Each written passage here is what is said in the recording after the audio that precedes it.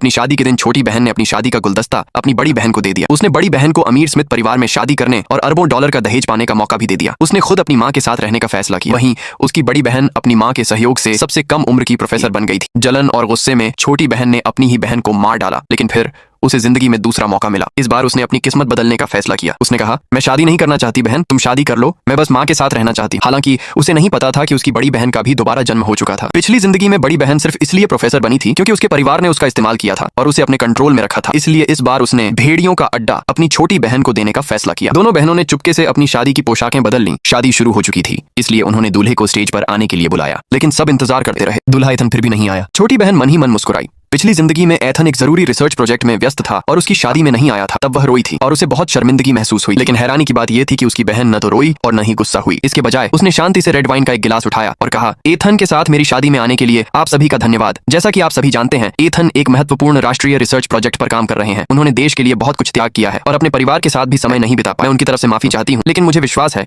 कि वह जरूर आएंगे। लेकिन तभी अचानक शादी के हॉल का दरवाजा खुला। एथन अंदर आया और बोला, किसने कहा कि मैं नहीं आऊंगा? सब लोग हैरान रह गए। बड़ी बहन ने पहले ही अपनी सास को समझा दिया था कि कभी कभी पुरुष अपने रिसर्च के काम में पूरी तरह खो जाते हैं। उसने अपनी सास से एथन को फोन करके शादी की याद दिलाने के लिए कहा था। फोन आने के बाद एथन तुरंत शादी में पहुंच गया। उसने माफी मांगते हुए कहा, मुझे माफ कर दो। छोटी बहन का दिल टूट गया।